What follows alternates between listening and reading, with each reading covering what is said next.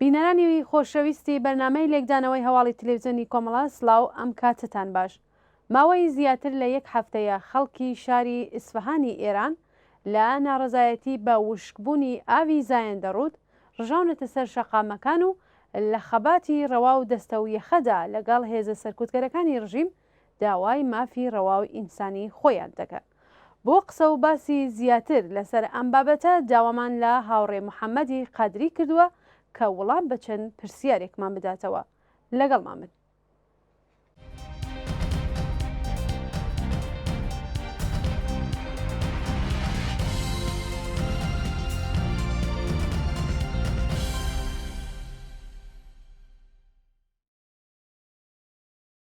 هاوڕێ محەممەد بەخێر بێن بۆ ئەم بەرنمەیە و سەرەتا دەکرێت بۆمان باس بکەن بزانین هۆکار و سەرچاوی ئەم ناڕزایەتیانە لە ئیسفەهان چین. زۆر سپاس بۆ خۆت و بۆ هاوڕێیانی هاوکارت، هەروەها سپاس بۆ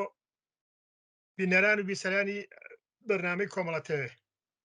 وڵا سەبارەت بە پرسیارەکەت پێم خۆشە پێشەوەی جواب بچمە سەر ئەسلی پرسیارەکەت، هەروە کورتەیەک باسی یەکشت بکەم. جیاوازەوەی کە ئێستێ کەش و هەوا بە کوردی لە کۆی زەویە لە حاڵی گەرمبوون و ئاڵوگۆڕدایە بەپێی ئەو شرایەتە بەپێی وەزیەتی ئەقلیمی کە پێک هاتووە هەموو وڵاتانی دنیا لە فکریەوەدان پلان و پرۆژیان بێت بۆ ئەوەی کە کەمترین زرە لەم وەزیەتە لەم تەغیراتە بە وڵاتەکان بگات. جا لە زۆر شوێنی دنیا وشکە ساڵی پێک هاتووە ڕادەی بارینی بەفر و باران کەم بووە و ئەمانە تەسیری داناوە لەسەر کەم ئاوی و لەسەر گۆڕینی وەزی ژنگا لەزەر وشکە ساڵی. بەڵام بەداخەوە کۆماری ئیسلامی ئێران ئینگار نەیەنگار ئەسان گوێی لە شتێک نییە، ئاگای لە وەزیەتە نییە و کەماکان ڕۆژ بە دوای ڕۆژە وەزیەت لە ئێران خراپترە بێ. وای وەزیەتەکە وای لە هاتووە لە زۆر شوێن کە خەڵک بەڕاستی تووشی هەزۆ مەترسی جددی بکە لەسەر ژیانی ناچار بە کۆچ بکرێن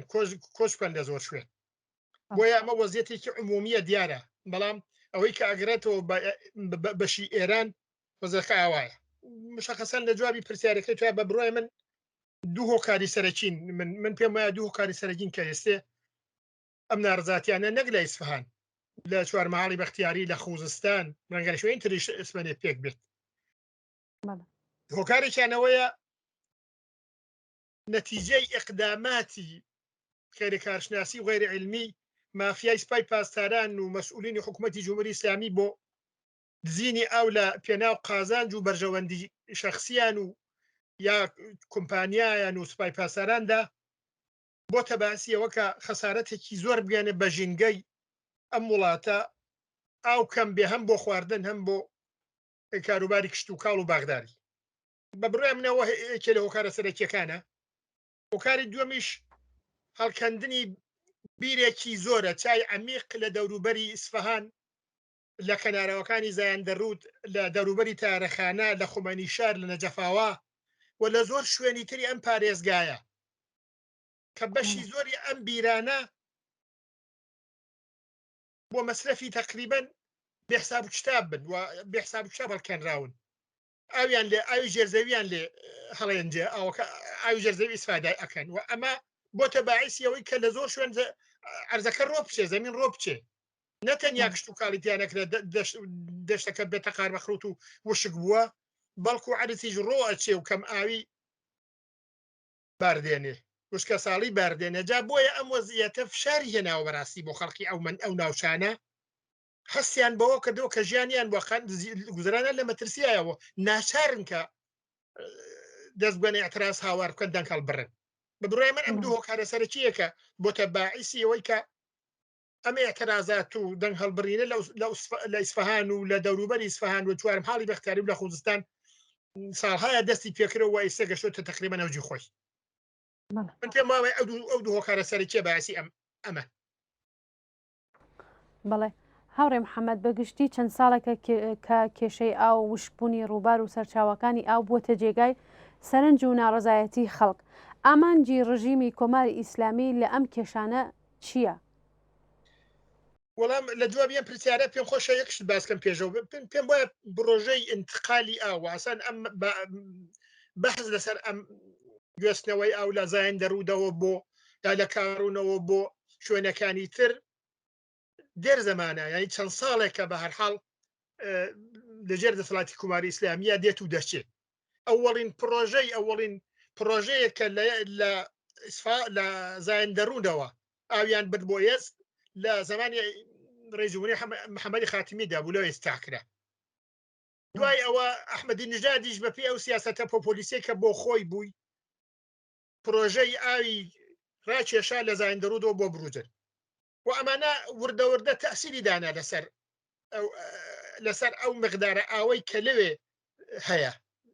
گلدراوەتەوە یا لە چەمەکایە هەیە و ئەمانە بۆ باعثیەوەی کە جوتیاران و کەشاوەرزانی ئەو ناوچەیە فشاریان بۆ بێ 10 ساڵە زیاتر لە 10 ساڵم کەشاوەرزانە هەستیان بەوە کردەوە ئەمانان هەستیان بۆ کڕۆ کە ئەمە مەترسیە بۆیە ساڵی 1992 ئەووەڵین جار کەشاوەرزانی دەوروبەری ئیسفان ئەترازیان کرد ئەترازەکە کێشاشی بە تێکەڵچوون و سەرکوتو و دەرحاڵ دەستگیرکردنی ئەمانە بەرحاڵ ئەو سەردەما بە شێوەیە کە سەرکوتی کرد خامۆش بوو بەڵام ساڵەکانی دوایی 1995 و 96 دووبارە سەری هەڵداوە ئەم ئەترازاتانە چون حکوومەت هیچ بەرنامەیەکی بۆیان نەبوو یان هیچ کارێکی بۆ نەکردن هیچ پرۆژەیەکی نەبوو کە کومە بکا بە وەزعیەتە کەماکان وەزەکە خراپترە بوو ئەوە بوو لە شارۆچەی قەدرجان تێکەڵچوونێکی سەخت بوو لەگەڵ حێزەکانی ڕژین هەتا کوشتەشیاندا خەڵکێکی زۆر بریندا بوو حکوومەت بە تونترین شێوە سەرکوتی کرد لە ساڵی 1397 بە دواوە کەماکان هەر ساڵێک جارێک دوو جار هەتا ئێستێ ئەم اعترازات و دەنگەڵ برین و تێکەڵچوون و ئەمانە بەرداوەوەی سەش دەبینی کە لە ساڵی ئەم ساڵاکە 1400 گەشتۆدا ئەوجی خۆی نەتەنها لە ئیسفهان لە چوارمحاڵی بەختیاری لە خوزستان بۆ بە تابەتیستێ کە لە ئیسفهان کێشەکە قوڵ بۆتەوە خەڵکی ئیسفهان پشتیوانیان لێکەن و حتا کێشەیەتی بە شەڕی کوچە بە کوچە لەگەڵ دەستگاکانی ڕژیم کە بۆ خۆتان ئاگادارن کە چادرەکانیان سووتاندن لیان بریندارکردن لیان کوشتن لیان دەستگیرکردن نزیکە 200 کەسیان لە دەستگیر کردو بۆیە بەگشتی ئەم کێشانە بە بڕوای من دەستگاکانی حکوومەتی مافیایی بۆ دزینی ئەو لە ئێران و بەتایبەت لەو ناوچەیە کە ساحەبی ئاوە پێویستە لە هەر کوێیەک بە قازانجیان بۆ ئەم دەستگا مافیانە بۆ بەدەستێنانی قازانجی زۆری مادی و بەرژەوەندی کۆمپانیای خۆیان و یا بەرحاڵ شەخصی یا مەسئولینی جمهوری ئیسلامی دەستیان کردەوە بە سەدسازی غەیری عیلمی و غەیری کارشناسی لە زۆر شوێنی ئێران و بەتایبەت لەو ناوچانەی کە لە کارون و لە زایندەڕوو دزیکن و ئەوانە نزیکن وەلادانی ئاوی ئەو چەمانە بۆ مەسیرایەکی بە بڕوای من غەیری کارشناسی ئەوە سیاسەتی بەرحاڵ ڕژیم بۆ شوێنی نادیار مەسەلەن بۆ نمونە تۆغیانی نمایندەی خەڵکی ئیسفانە لە مەجلیس شورای ئیسلامی دەڵێ 1 ملیۆن متری مکعبی ئاو گومە بێ هەر گومە معلوم نییە بۆ شوێیەکی دیارە ئەمە دەچێتە شوێنێکە مافیای جمهوری ئیسلامی مافیای سپای پاسداران مافیای قەرارگای خاتون ئەنبیا دەستیان بەسەراگرۆی فرۆشن ئەمە ئەوواگەیەنێ کە ئەمانە غەیرەز ئەوەی کە لە فکری پوڵپایکردن و قازان جوڕان خواریە بوون لەسەر مەسئلەی ئەو بیزن پرۆژە و بەرنامێکی وان نەبوو کە جواب بداتەوە نیازی خەڵک بەراورد بکە لە لایەکی تریش ئێمە ئەوە گەر چاو لە ئامار بکەین لە ئاماری کوماری ئیسلامی دەڵێن ئاستێک لە حاڵی حەزە زیاتر لە 1 ملیۆن چاهی عەمیق لێرانە لێ دراوە کە زیاتر لە 600,000 لە دەورانی دەسەڵاتی کۆماری ئیسلامیە ئەم چانە لێدراون ئەمانە لێدراون وە زیاتر لە 200,000 سربەخۆ بێەوە ئیجازان پێ بدرێ لێدراون لەکوێ لێدراون لەو شوێنانەی کە ویلایان هەیە باخچەی گشتیاریان هەیە شوێنی بەرحاڵ حەوانەوەی خۆیان هەیە مەسئولینی سپای پاسداران هی مەلاکان هی دەسەڵاتداران و سەرمایه‌دارانی کۆماری ئیسلامی لێ ئەمانە هەمویان ئاوی بێڕەویە ژێرزەویی ڕاکێشن لەم بیرانە لەم چاهانە بە پێی ئەو تەواوی تاقیقاتی کارشناسی هەتا ئێستا و گزارشاتی کە دراوە لەسەر ئەمانە ئەوە نیشانەدەن کە ئەم حکوومەتە بە تایبەتی مافیا سپای پاسەرن وە ئەو قراگای خاتمون ئەنبیا باسی ئەو بن کە خەسارەتێکی زۆر گەورە بگەێنن بە ژینگە وشکە ساڵی پێک بێنن کەم ئای پێک بن نەتەنیا بۆ کشتتوگاڵ بۆ خواردنیش مشکلەکە ئێستا بخۆن زۆر دێهات کۆچیان کردەوە احتمالەن دەدات زۆر شوێنتر خەڵک کۆش بە بە بڕای من ئەمە بووە سیاست و هەدەفی ڕژیمی جمهوری ئیسلامی لە پێناو ئەو وەزعێتە بێ ئاوی و کەم ئاویەکە لێرانات و نەتەنیا چارەیەکیان نەدیتەوە بەڵکو ڕۆژ بە ڕۆژ دەستی ئەم قرارگا و سپای پاسەران ئاواڵە بۆ دزینی ئاو و ئەگەر خەڵکیش اعتراسیان کردووە لە مقابلی ئەوەیە سەرکوتیان کردو خەڵکان سەرکوت کردووە بە تونتریشێ وەکو ئەبینین بۆیە بە بڕای من سیاسەتی ڕژیم ئەمە بووە کە ئەم بشکە ساڵەی پێکێناوە و ئەم وەزیەتی کە ئێستا هەیە بەرەوکی بە خەڵکی ئێران گرتووە. بەڵێ هاوڕێ محەممەد ئەرکی خەڵکی شار و ناوچەکانی تری ئێران لەم کاتەدا چییە و چۆن دەتوانن پشتیوانی لە خەباتی ڕەوای خەڵکی ئیسفەهان بکەن؟ خەڵکی ئەو ناوچانەی وەکو ئیسفەهان و چوارمحاڵی بەختیاری و خۆزستان و تەنانەت سیستان و بلوستان و هەموو ئەو شوێنانی ئێران هەتا ڕژیمی ئەم ڕژیمە کۆنە پەرست و سەد کورتگەرە و ڕاندخوار و مافیایە سەرکار بێت نابێت چاوەڕوانی ئەوە بنکە ئەم وەزئیەتە بە تایبەت وەزیەتی کەم ئاوی وشکە ساڵی ئەوانە برسێتی و هەژاری و قات و قڕی کۆتایی پێبێ چون ئەم ڕژیمە غەیرە سەرکوتکردن هیچی تریفێ نییە بۆ خەڵک ئێمە ڕۆژانە ئەیبینین لە هەر شوێکی ئەم وڵاتە خەڵک بە هەر بیانوێک اعتراز دەکات کۆ ئەبێتەوە داوای مافی خۆیەکات تەنیا فقط جوابیان سەرکوتە بۆیە لەم پێناوەشە غەیرە سەرکوت هیچی تریانی خۆ ئێمە بە ئاشکرام چەند ڕۆژە دیمانە کە ئەو کەشاوەرزانە ئیسفەهان و خەڵکی ئیسفەهانیان بەسەر هاتووە هەر ئەم چەند ڕۆژەی دوایی کە هەمومان ئاگادارین کە پێش ناکە من ئیشارەی پێ بکەم بۆیە ئەم ڕژیمە غەیرە سەرکوت هیچی تر نییە بە بڕوای من تەنیا ڕێگەچاری ئەوەیە کە خەڵک دەبێت بێتە مەیدان یەکگرتووانە پشتیوانی بکە لە خواست و داواکاریەکانی خەڵکی ئیسفەهان خەڵکی چوارمەحاڵی بەختیاری شاری کورد خوزستان و لە هەر شوێنێکە ئەم وەزەتی وجودی هەیە تەنیا ڕێگا ئەوەیە هاتنە مەیدانی خەڵق یەکگرتووانە بۆ ئەوەی بتوانن کە خاستەکانی خۆیان بە ڕژیم تەحمیل بکەن و سەرنجام ئەم ڕژیمە لە گۆڕ بێنن ئێمە دەزانی خۆم ئەم وڵاتی ئێمە ئەوەندە دەوڵەمەند هەیە بە ئاو و نەوت و کانی ژێرزەمینی و سەر ئەو کاگەر اختیارەکەی ئیدارەکەی لە دەستی شۆڕەهای کرێکاری و خەڵکی و هەژار و زەحمەت چێش دابێ بە چاکترین شێوە دەتوانێت وڵاتە ئیدارە بکرێ و ئەم کێشە و مشکلاتە کەم بکرێتەوە حل بکرێ دیارە ئەمە ماوەیەکی زۆری دەوێت بەڵام بە بڕای من دەکرێت تەنیا ڕێگە ئەوەیە بۆیە من داوامەوەیە هەموو خەڵکی کوردستان هەموو خەڵکی ئێران هەموو ئەو کەسانی کە بە دەربەسێزن بێنە مەیدان و پشتیوانی بکەن لە پشتیوانی عملی بکەن لە دویست و داواکارەکانی خەڵکی ئیسفەهان. بەڵێ هاوڕێ محەممەد پێتان وایە چۆن دەکرێت بەر بە ئەم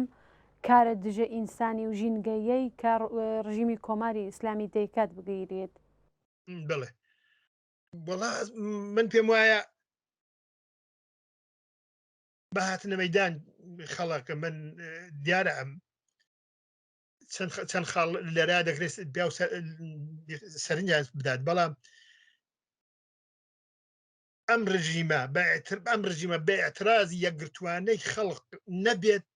وادار بە پاشەکشێن نەکرێت ناچار نەکرێت کەدا بیست و داواکاری ئەم خەڵقە بەجێبێنێ بە بڕای من هیچ چارەیەکی تری وا دەکرێت فقط وا دەکرێت کە ئەم ئێتەرازاتە بەرین بکرێنەوە خەڵک پشتیوانی لێ بکات و بێتە مەیدان واداری بکەن پاشەکشەی پێ بکەن کە بیست و داواکاری ئەو خەڵقە کە هەیە جێبەجێ بکەن یەکێ لەو شتانەی کە ئەکرێت بەسەلای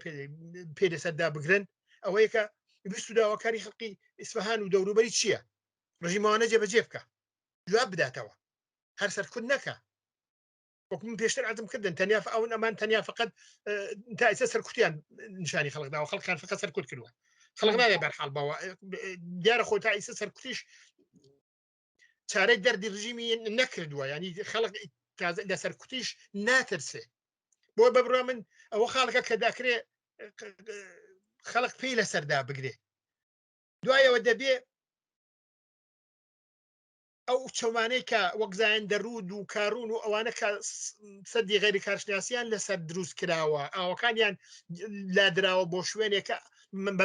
بە مەبەستی پڵپایاکردن و دزینی ئاو بووە، ئەمانە هەڵوەشێتەوە ئەم چەمانە دووبارە ئاوەکانیان تێبگەڕێتەوە، حیات بگەڕێتەوە ئەو شوێنانەی کە وشکیان کردووە. مثلەن لەسەر کارون سەدێکیان لەناوە بە سەدێکیان لەداوە مناوی سەدی گوتووەن دەڵێن 30% نمەک و خوێ ئەو کێوانە دەتە ناو ئاوەکە. تەواوی ئەو دەشت مەزرایی کە پێشتر لە بەریا بووە هەمووی حاصل خیز بووە، ئێستا هەمووی بۆتە قەرەقڵوت، هەمووی بۆتە وشک بووە، هەم بۆتە سەهلە. دەی بەرحاڵەوە دیارە بە پێی منفعەتێک ئەمە کراوە، پوڵێکی زۆری تیا خرجکراوە، ئەم پوڵە چۆتە قورگی ئەم تاعونانەوە. دەبێ ئەمانە هەڵوەشێتەوە، دەبێتەوە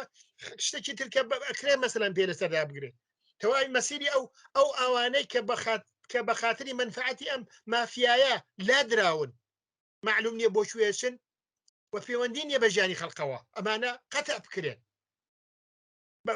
بخرێن اختیاری ژیانی خەڵقەوە، ژیانی خەڵقی ئاسایی ڕێبەر بکەن، کەم ئای پێ چارە سەر بکرێ، کشتتوکاڵ پێچارە بکرێ. خۆمانە هیچ بەرنامێکیان بۆ حتا کشتتوکاڵ ژنیەکە بە شێوەیەکی علمی لەو شوێنانێکە کەم ئاون پرۆژە جێبەجێ بکەن کە چۆن ئیسفادی لێ بکەن، خەڵک ئامۆزش بدەن، خەڵک فێر بکەن. خۆمان هیچ پرۆژەیەکیان نییە.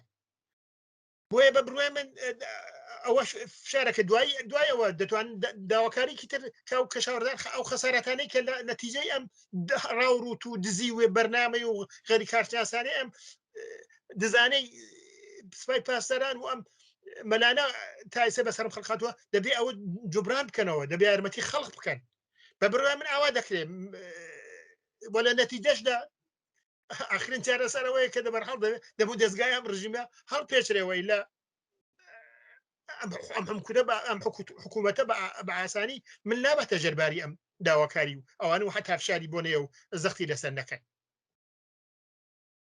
زۆر سپاس بۆیەوە هاوڕێ محەممەد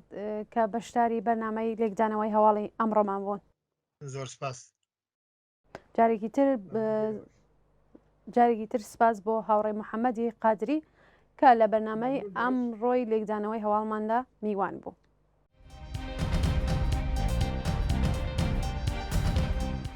بینەرانی خۆشەویستی بەرنامەی لێکدانەوەی هەواڵ وێڕای سپاس بۆ هاوڕێتیتان.